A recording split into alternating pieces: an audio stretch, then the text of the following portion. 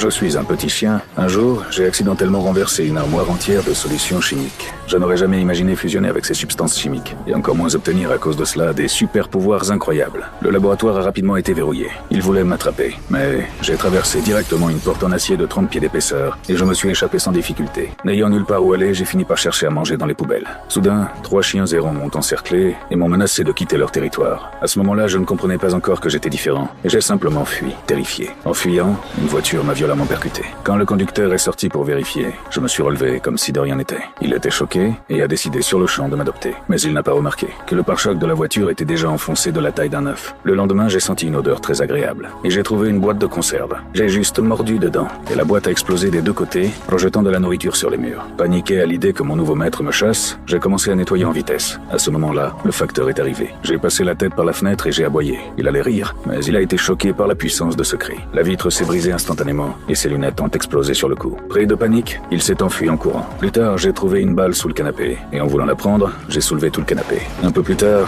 mon nouveau maître David est rentré. En voyant le désordre dans la maison, il a cru qu'il y avait eu une intrusion. À ce moment-là, je me suis entendu dire une phrase. C'est moi qui ai fait tout ça. David a regardé autour de lui, mais il n'y avait clairement que lui dans la pièce. Il m'a regardé et m'a demandé en plaisantant: « C'est toi qui parlais ?» Une seconde plus tard, je lui ai vraiment répondu. Nous sommes restés figés. Lui et moi, nous pouvions communiquer. Plus tard, il m'a emmené voir sa petite amie. Contre toute attente, elle avait aussi amené une chienne. Je suis tombé amoureux d'elle au premier regard. Et c'est précisément à ce moment-là que j'ai commencé à montrer involontairement mes super pouvoirs. David a eu peur et m'a demandé de rester discret et de ne pas me faire remarquer. Il m'a demandé: « Tu as encore quel pouvoir ?» J'ai immédiatement essayé. J'ai découvert que je pouvais non seulement voir très loin, mais aussi entendre des sons extrêmement faibles. Et à ce moment-là, j'ai soudain entendu les appels à l'aide de la chienne. Sans aucune hésitation, je me suis élancé. Je courais de plus en plus vite. Et finalement, je me suis mis à voler.